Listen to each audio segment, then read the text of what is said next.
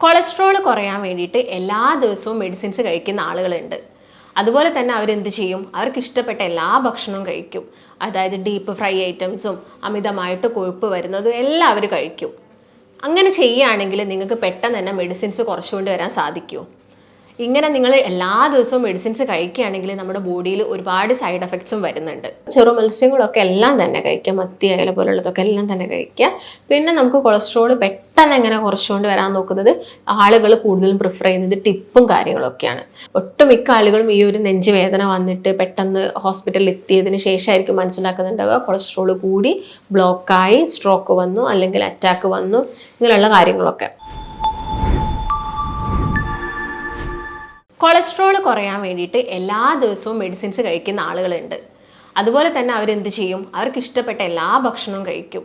അതായത് deep fry ഐറ്റംസും അമിതമായിട്ട് കൊഴുപ്പ് വരുന്നതും എല്ലാം അവർ കഴിക്കും. അങ്ങനെ ചെയ്യുകയാണെങ്കിൽ നിങ്ങൾക്ക് പെട്ടെന്ന് തന്നെ മെഡിസിൻസ് കുറച്ചുകൊണ്ട് വരാൻ സാധിക്കുമോ? ഇങ്ങനെ നിങ്ങൾ എല്ലാ ദിവസവും മെഡിസിൻസ് കഴിക്കുകയാണെങ്കിൽ നമ്മുടെ ബോഡിയിൽ ഒരുപാട് സൈഡ് എഫക്ട്സും വരുന്നുണ്ട്.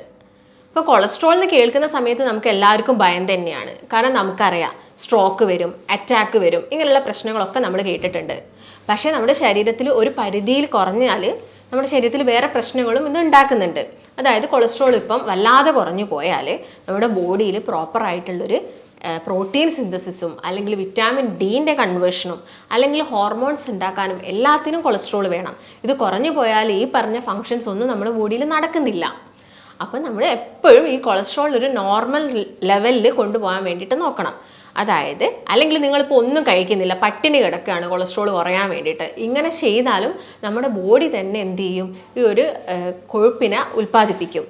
കാരണം കൊഴുപ്പുണ്ടെങ്കിൽ ഞാൻ നേരത്തെ പറഞ്ഞ പോലെയുള്ള ഫങ്ഷൻസും കാര്യങ്ങളൊക്കെ നമ്മുടെ ശരീരത്തിൽ നടക്കുള്ളൂ.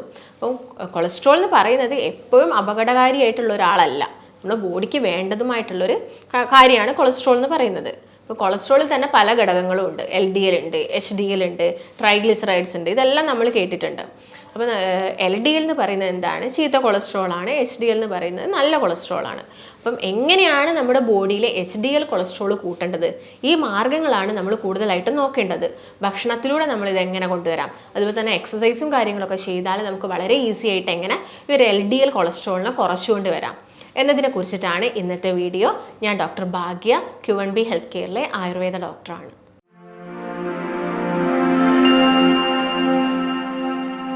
നമ്മുടെ ശരീരത്തിന് ആവശ്യമായിട്ടുള്ള അല്ലെങ്കിൽ നമ്മുടെ കോശങ്ങൾക്ക് ആവശ്യമായിട്ടുള്ള ഒരു കൊഴുപ്പ് കണികേനെയാണ് നമ്മൾ കൊളസ്ട്രോൾ എന്ന് പറയുന്നത്. അതിൽ തന്നെ നിങ്ങൾ കേട്ടിട്ടുണ്ടാവും ട്രൈഗ്ലിസറൈഡ്സിനെ കുറിച്ചൊക്കെ. അത് വളരെ മൈന്യൂട്ട് ആയിട്ടുള്ള ഒരു കൊഴുപ്പ് കണികയാണ് ട്രൈഗ്ലിസറൈഡ്സ്. ഈ പറഞ്ഞ ട്രൈഗ്ലിസറൈഡ്സ് കൂടിയാൽ നമ്മുടെ ബോഡിക്ക് പ്രശ്നങ്ങൾ തന്നെയാണ്. ഹാർട്ടിന് ഇഷ്ടമില്ലാത്ത അല്ലെങ്കിൽ വേണ്ടാത്തൊരു കൊളസ്ട്രോൾ ആണ് എന്ത്? ട്രൈഗ്ലിസറൈഡ്സ് എന്ന് പറയുന്നത്. പിന്നെ നമ്മളിൽ ഒട്ടുമിക്ക ആളുകളും കൊളസ്ട്രോൾ ചെക്ക് ചെയ്യുന്ന സമയത്ത് ലിപ്പിഡ് പ്രൊഫൈലൊക്കെ നോക്കാതെ അതിന് പകരം ടോട്ടൽ കൊളസ്ട്രോൾ മാത്രം നോക്കുന്ന ആളുകളൊക്കെ ഉണ്ട്. ഇപ്പം കൊളസ്ട്രോൾ കൂടിയാൽ ഞാൻ നേരത്തെ പറഞ്ഞ പോലെ തന്നെ അറ്റാക്ക് വരുന്നു, അതുപോലെ തന്നെ ഫാറ്റി ലിവർ പോലുള്ള പ്രശ്നങ്ങൾ വരുന്നു, പെട്ടെന്ന് സ്ട്രോക്ക് വരുന്നു, ഇങ്ങനെയുള്ള കാര്യങ്ങളൊക്കെ നമ്മൾ കേൾക്കാറുണ്ട്. അപ്പോൾ ഇതിന് വേണ്ടിയിട്ട് നിങ്ങൾ മെഡിസിൻസ് എല്ലാ കാലവും കഴിക്കുകയാണെങ്കിൽ നമുക്കറിയാതെ നമ്മുടെ ലിവറിനും പ്രശ്നമാണ്, അതുപോലെ തന്നെ കിഡ്നിക്കും പ്രശ്നമാണ്. അപ്പോൾ നമുക്ക് എങ്ങനെ ഭക്ഷണത്തിലൂടെ കൊളസ്ട്രോൾ കുറച്ചുകൊണ്ട് വരാം, അല്ലെങ്കിൽ എങ്ങനെ നമ്മുടെ HDL കൊളസ്ട്രോളിനെ നമുക്ക് കൂട്ടിയെടുക്കാം എന്നൊന്ന് നോക്കാം. അപ്പോൾ നോർമലി നിങ്ങൾ കഴിക്കുന്ന ഭക്ഷണത്തിൽ എന്താണെങ്കിലും അരിയാഹാരം ഉണ്ടായിരിക്കും. പ്രത്യേകിച്ച് മലയാളികൾക്ക് അരിയാഹാരം ഇല്ലാതെ ഒരു ഡേ അവർക്ക് കംപ്ലീറ്റ് ചെയ്യാൻ പറ്റില്ല. അപ്പം ഇങ്ങനെ ആവുന്ന സമയത്ത് നമ്മൾ എന്ത് ചെയ്യണം?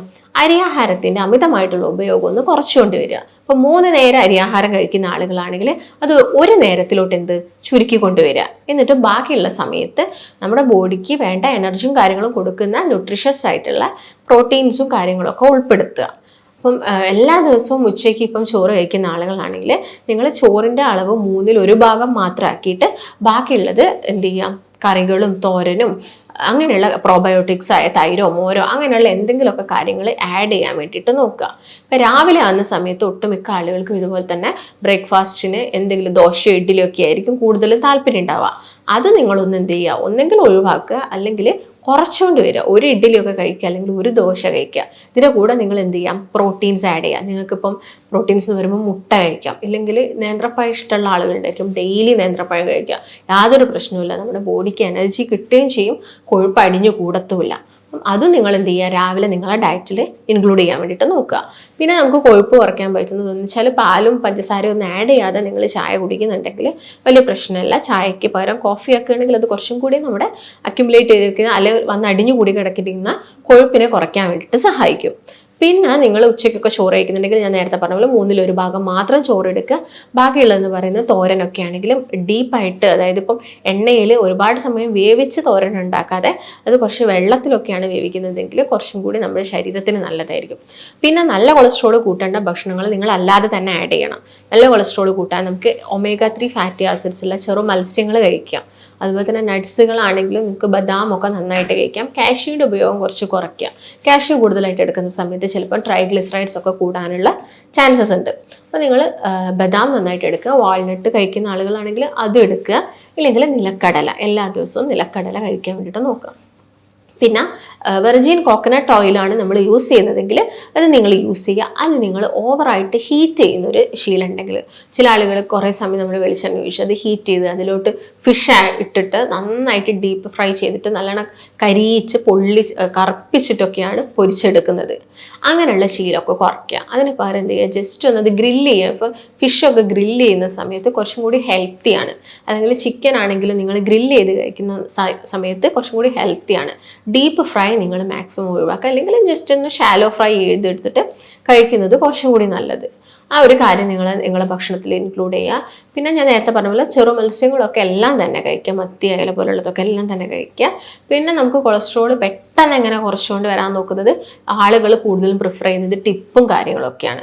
അതിന് നമുക്ക് കഴിക്കാൻ വരുന്ന ടിപ്പ് എന്ന് പറയുന്നത് സീഡുകളാണ്. സീഡുകൾ നിങ്ങളിപ്പോൾ പംകിൻ സീഡ്സ് അല്ലെങ്കിൽ ഫ്ലാക്സ് സീഡ്സ്, ഇതൊക്കെ പെട്ടെന്ന് കൊളസ്ട്രോൾ കുറയ്ക്കാൻ വേണ്ടിയിട്ട് സഹായിക്കും. അത് ഒരിക്കലും നിങ്ങൾ ഡയറ്റ് എടുക്കാതെ അല്ലാതെ എക്സസൈസ് ഒന്നും ചെയ്യുന്നില്ല എന്നിട്ട് ഈ ഒരു സീഡ്സ് മാത്രം കഴിച്ചുകൊണ്ടിരുന്നാൽ വലിയ പ്രയോജനമൊന്നുമില്ല. നിങ്ങൾ നന്നായിട്ട് ഡയറ്റ് എടുത്ത് എക്സസൈസ് ചെയ്യുന്നുണ്ടെങ്കിൽ നിങ്ങൾ ഈ സീഡും കാര്യങ്ങളൊക്കെ കഴിക്കുകയാണെങ്കിൽ നമുക്ക് HDL കൊളസ്ട്രോൾ കൂട്ടാനും സാധിക്കും. ഈ ചീത്ത അടിഞ്ഞു കൂടുന്ന കൊളസ്ട്രോളിനെ നമുക്ക് കുറച്ചുകൊണ്ട് വരാനും വേണ്ടിയിട്ട് സാധിക്കും. പിന്നെ ഒട്ടുമിക്ക ആളുകൾക്കും വേറെ എന്തെങ്കിലും ബുദ്ധിമുട്ടൊക്കെ വരുന്ന സമയത്തായിരിക്കും നിങ്ങൾ കൊളസ്ട്രോൾ ഒക്കെ നോക്കുന്നുണ്ടാകുക. പണ്ടൊന്നും ആളുകൾ ഈ ബ്ലഡ് ടെസ്റ്റ് ചെയ്യാൻ പോകുന്നതൊക്കെ വളരെ റെയറായിരുന്നു. അവർക്ക് അങ്ങനെയുള്ള പ്രശ്നങ്ങളൊന്നുമില്ല. കാരണം അവർക്ക് കായിക അധ്വാനം കൂടുതലായിരുന്നു. അവർ നന്നായിട്ട് ജോലി ചെയ്യുകയായിരുന്നു. അല്ലെങ്കിൽ പറമ്പിലും ഇപ്പോൾ ജോലിക്ക് പോകുന്നതിന് മുൻപ് തന്നെ അവരുടെ പറമ്പിലും തൊടികളിലൊക്കെ എന്തെങ്കിലും ഒരു വർക്കൊക്കെ ചെയ്തിട്ട് ജോലിക്ക് പോവുള്ളായിരുന്നു. അതുകൊണ്ട് തന്നെ അന്നൊന്നും ലബോറട്ടറീസും കുറവായിരുന്നു, ഈ ബ്ലഡ് ടെസ്റ്റ് ചെയ്യുന്നതും കുറവായിരുന്നു. എന്നാൽ ഇന്ന് ഏറ്റവും കൂടുതൽ കൂടിക്കൊണ്ടിരിക്കുന്നത് ലാബുകളും കാര്യങ്ങളുമാണ്. കാരണം നമുക്കൊന്നും വലിയ അധ്വാനം ശരീരത്തിൽ നിന്ന് നമ്മൾ കൊടുക്കുന്നില്ല. അതുകൊണ്ട് തന്നെ നമ്മൾ എന്ത് ചെയ്യണം, ഭക്ഷണം നല്ല രീതിയിൽ കൺട്രോൾ ചെയ്യുകയാണെങ്കിൽ നമുക്കിത് പെട്ടെന്ന് കുറച്ചുകൊണ്ട് വരാൻ വേണ്ടിയിട്ട് സാധിക്കും. ഭക്ഷണം കൊണ്ടുണ്ടാവുന്നതാണ് കൂടുതലായിട്ടും ഈ രക്തത്തിൽ കൊളസ്ട്രോൾ കൂടാനുള്ള ഒരു മെയിൻ റീസൺ എന്ന് പറയുന്നത് നമ്മുടെ ഭക്ഷണം തന്നെയാണ്. അല്ലാതെ പാരമ്പര്യമായിട്ട് ചില ആളുകളിൽ മാത്രമേ ഇങ്ങനെ കൊളസ്ട്രോളൊക്കെ പെട്ടെന്ന് കൂടുന്നതുള്ളൂ. ഇങ്ങനെ കൊളസ്ട്രോൾ കൂടി ഒട്ടുമിക്ക ആളുകളിലും ഡയബറ്റീസ് വരാനുള്ള ചാൻസസ് ഉണ്ട്. അതുപോലെ തന്നെ ഫാറ്റി ലിവർ, ഇൻസുലിൻ റെസിസ്റ്റൻസ് വരിക, അതുപോലെ തന്നെ ഫാറ്റി ലിവർ ആളുകളിൽ കണ്ടുവരാറുണ്ട്. പിന്നെ ഒക്കേഷണലി അവർക്ക് എന്തെങ്കിലും ഒരു കിതപ്പോ കാര്യങ്ങളോ ഒക്കെ വരുന്ന സമയത്ത് ജസ്റ്റ് ഒന്ന് ബ്ലഡ് ടെസ്റ്റ് ചെയ്യുമ്പോഴായിരിക്കും ഓക്കെ കൊളസ്ട്രോൾ കൂടിയിട്ടുണ്ട് എന്നുള്ളൊരു കാര്യമൊക്കെ നോക്കുന്നത്. ആ ഒരു സമയത്ത് നമുക്ക് ഭയങ്കര ആവേശമായിരിക്കും, പെട്ടെന്ന് എക്സസൈസ് ചെയ്യണം, അല്ലെങ്കിൽ പെട്ടെന്ന് ഭക്ഷണം കുറയ്ക്കണം, എന്നിട്ട് പെട്ടെന്ന് തന്നെ കൊളസ്ട്രോൾ മാറ്റി നിൽക്കണം. ആ കൊളസ്ട്രോൾ എന്ന് കേൾക്കുമ്പോൾ തന്നെ പേടിയുള്ളത് കൊണ്ടാണ്. പക്ഷേ നിങ്ങൾ ഇതൊക്കെ ചെയ്തിട്ട് വീണ്ടും ഒരു 1 മന്ത് കഴിഞ്ഞിട്ട് വീണ്ടും പഴയ പോലെ ആദ്യത്തെ പോലെ ഫുഡൊക്കെ കഴിക്കുന്നുണ്ടെങ്കിൽ നിങ്ങൾ ചെയ്യുന്ന കാര്യത്തിനൊന്നൊരു ഫലമില്ലാതായി പോവുകയും ചെയ്യും. പെട്ടെന്ന് തന്നെ കൊളസ്ട്രോൾ കൂടാനും ചാൻസസ് ഉണ്ട്. അപ്പം നിങ്ങൾ ഓൾറെഡി ഇത് കുറഞ്ഞ് വന്നു കഴിഞ്ഞാൽ പിന്നെ എല്ലാം ഒരു കൺട്രോളിൽ, ഒരു നോർമൽ ഡയറ്റിൽ, ബാലൻസ്ഡ് ആയിട്ടുള്ള ഡയറ്റിൽ നമുക്ക് വേണ്ട കാര്യങ്ങളൊക്കെ കഴിച്ചുകൊണ്ട് തന്നെ എന്ത് ചെയ്യണം, ഒരു ലൈഫ് മുന്നോട്ട് പോകണം. അതുപോലെ തന്നെ കൊളസ്ട്രോൾ കൂട്ടുന്ന കുറച്ച് കാര്യങ്ങൾ നമുക്ക് എല്ലാവർക്കും അറിയാം. കോമൺ ആയിട്ട് നമ്മളെല്ലാവരും പറയുന്നത് ഒന്ന് റെഡ് മീറ്റാണ്. അമിതമായിട്ടുള്ള റെഡ് മീറ്റിൻ്റെ ഉപയോഗം കൊളസ്ട്രോൾ കൂട്ടും. പിന്നെ ഈ വനസ്പതി അല്ലെങ്കിൽ ഡാൽഡ പോലുള്ള ഓയിൽസ് കാര്യങ്ങളൊക്കെ, ഇതും കൊളസ്ട്രോൾ പെട്ടെന്ന് കൂട്ടും. അല്ലെങ്കിൽ സൺഫ്ലവർ ഓയിൽ കൂടുതലായിട്ട് ഒഴിച്ച് ഫുഡ് ഉണ്ടാക്കുന്ന സമയത്ത് കൊളസ്ട്രോൾ കൂടുതലായിട്ട് കൂടാറുണ്ട്. അതുപോലെ തന്നെ നിങ്ങൾ മധുരം കൂടുതലായിട്ട് കഴിക്കുന്ന ആളുകളാണെങ്കിൽ വരുന്നുണ്ട്. പിന്നെ കൂടുതലും ഈ ഫാസ്റ്റ് ഫുഡ് കഴിക്കുക, മൈദ, പൊറോട്ട, മൈദ അടങ്ങിയിട്ടുള്ള ഭക്ഷണങ്ങളൊക്കെ കൂടുതലായിട്ട് വരുന്ന സമയത്ത് കൊഴുപ്പും കാര്യങ്ങളൊക്കെ വരിക. ശരീരത്തിന് വലിയ അധ്വാനമൊന്നും കൊടുക്കുന്നില്ലെങ്കിൽ പെട്ടെന്ന് കൊളസ്ട്രോൾ കൂടാനുള്ള ചാൻസസ് ഉണ്ട്. അപ്പം നിങ്ങൾ മാക്സിമം എന്ത് ചെയ്യുക, നിങ്ങൾ ഭക്ഷണം കഴിച്ചു പോയെങ്കിൽ തന്നെ ആ ഒരു ദിവസം നന്നായിട്ട് വർക്കൗട്ടും കാര്യങ്ങളൊക്കെ ചെയ്യാം. അപ്പോൾ വർക്കൗട്ട് ചെയ്യുന്ന സമയത്ത് നിങ്ങൾ എല്ലാവർക്കും ചിലപ്പോൾ ജിമ്മിലൊന്നും പോകാൻ പറ്റിയെന്ന് വരില്ല. അപ്പം നോർമലി നിങ്ങൾ നടക്കുക. അപ്പോൾ നിങ്ങൾക്കിപ്പം കുറച്ച് ദൂരെ ബസ് സ്റ്റോപ്പിലോട്ടുള്ളതെങ്കിലും മാക്സിമം വാഹനങ്ങളൊക്കെ എടുക്കാതെ തന്നെ നന്നായിട്ട് കൈ വീശിയൊക്കെ നടക്കാൻ വേണ്ടിയിട്ടൊക്കെ നോക്കുക. അങ്ങനെയൊക്കെ ചെയ്യുന്ന സമയത്ത് നമുക്ക് വളരെ പെട്ടെന്ന് തന്നെ എന്ത് ചെയ്യാൻ പറ്റും, കൊളസ്ട്രോളൊക്കെ കുറച്ചുകൊണ്ട് വരാൻ സാധിക്കും. നോർമലി എല്ലാവർക്കും അറിയാം HDL ഒക്കെ എത്ര ലെവലിൽ വരണം, ഒരു 40ൻ്റെ മുകളിലായിരിക്കണം HDL കൊളസ്ട്രോൾ.